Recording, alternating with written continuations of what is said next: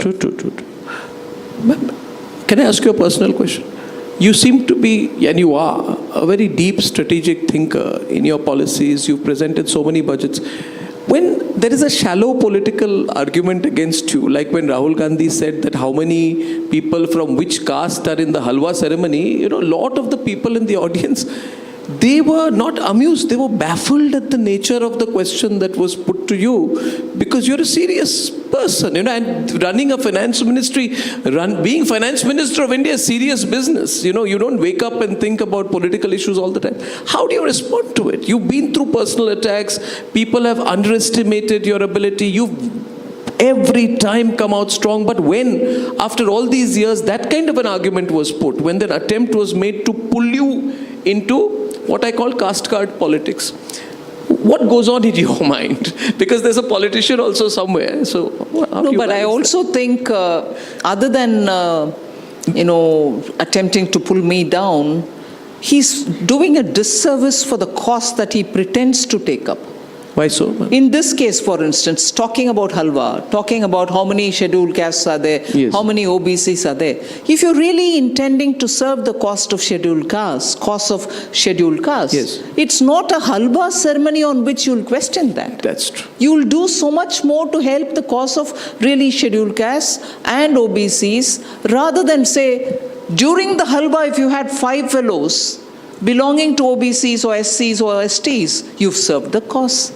Somewhere, I feel the people who are around him, helping him, are not putting the gravity of issues. True. And the challenge? Before he takes it up. One, it doesn't matter to me whether he wants to undermine me or pull me down. I'll stand up with my defense. But the cause that for which you're pretending to take up, I remember that Batta per soul sometime in 2011-12. Yep. You went in favor of the farmers. Tell me, what are you doing for farmers? And look at the way in Karnataka the Congress party has helped, directly or indirectly, people to claim farmers' lands in the name of Waqf board. Where is the Congress party and where is Batta per soul? Where is Rahul Gandhi when it comes to Karnataka's farmers? So the gravity of the cost that he takes is momentary. That minute I ask and I forget. Move to the next, move to the next, move to the next. He's just not gathering any moss. Yeah. He's just moving. So for me the worry is India's opposition. And I'm sorry to say this, I'm not trying to pull down anybody. India's opposition needs leaders who can stand up in the parliament and question the government. Oh, yes. Do stand up. That's so amazing. And make sure that people feel, well, as opposition, look at the way the government is put on the mat by the leaders of the opposition. No, now they're saying even within 6 months after Lok Sabha election, we're close to, tantalizingly close to 100 Congress got. And thought from 55, if I went to 100, people are with me. Yes, people are with you for being in the opposition. But you're not doing that job. You're talking on halwa one day, you're talking on youth another day, you're taking a copy of the constitution when the chairman says you're not supposed to hold anything in your hand. No pictures, no placards, no books, no whatever. But you're doing all these. And you're often seen sitting like this in the house. True. Excuse me. Yeah, like this, something like, I'm sorry, I don't want to dramatize it. No, it's the truth. I want an opposition leader who sits to ask the question. Oh, yes. So the moment he gets up, all of us should say, oh my God, let's see what he's going to ask now. That's the point. You're sort of making... What? I know, we need an opposition. Yes, we need an opposition. Who can speak for those who want to question the government. Yeah. They say there's a quote, a rolling stone gathers no moss. Rahul Gandhi is going to think he's very cool. He's like a member of the Rolling Stones band, given what you said. But less said the better, Let me just change the subject there, ma'am. But on a serious note, you have opposition state governments which are in trouble. How does the center view them? The BJP goes for the kill on them. Like Himachal Pradesh, they say there's a toilet tax. nowadays. And there was another controversy recently on the samosas that were meant for the chief minister were consumed by someone else. It's silly issues. Then Karnataka has a fairly interesting deficit, and we had Mr. Sitharaman actually give advice with DK Shivakumar sitting next to him that next time you make promises, please think whether you have the money for it. Problem, Mr. Kharge doesn't realize there are cameras everywhere. He was recorded saying that. We debated it at night. We keep looking for these issues also.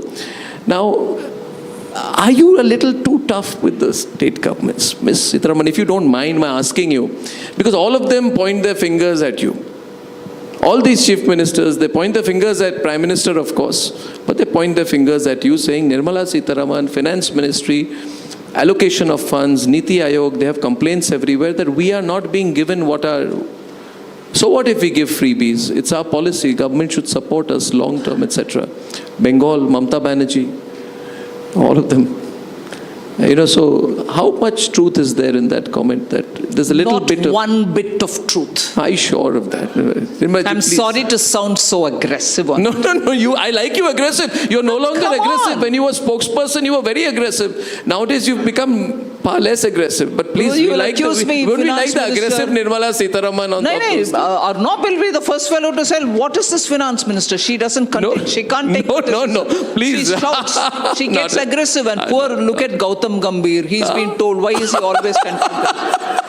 Yeah, he's a good cricketer. He's gone there to get to some order. Amazing. But even there we tell him, no, you can't be this, you can't be that. Like that I'll be told. No, you're not a spokesperson anymore. Why are you getting angry? Why are you giving answers like that? So I'm remaining quiet. But now you provoked me adequately. And we want you to bat like Shrikant now, ma'am. I'm honestly saying, and I repeat with my eyes wide open, looking into the very august audience. Yes, ma'am. There's not one element of truth in this, that the center is denying states their funds. Whichever state says it, I'll come and stand one-on-one to say this. It's not right. Because it may be a different story that they want more. They want more either because they're giving freebies or because they don't know to generate revenues, or they are not able to contain the loopholes, or they are not able to, look at newer ways of getting revenue. It may be anything. But to say that the center is denying them funds is absolute. Yes.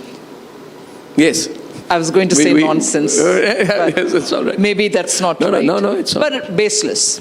Yes. See, the formulation of how much has to be given to a state for the next 5 years is decided by a finance commission, a constitution body. Yes. And if that body finally gives a report and that's accepted, and post that the formulation is on the central government, we do it accordingly. There's no way I can have, I like Madhya Pradesh more than Kerala, so cut down on Kerala, give Madhya Pradesh. Impossible. The system is completely fitted with mechanism that automatically every month the devolution happens. So that argument has been placed several thousand times, and there was one state which has taken us to the Supreme Court. And the Supreme Court has also very clearly said you go amicably sort it out with the central government. On the larger issue of whether the central government should oversee the borrowings of the state, which is Article 293, given in the Constitution, an authority to the central government, because sovereign guarantee is given by the central government for states' borrowings. And therefore, the central government is vested with authority to oversee borrowings of the states. And legitimate borrowing, let us say now 3% of their GSDP, cannot be denied and cannot be put under condition. I don't put conditions for you to borrow if it is within the 3% limit. But Bengal, for example. So whichever state within your reasonable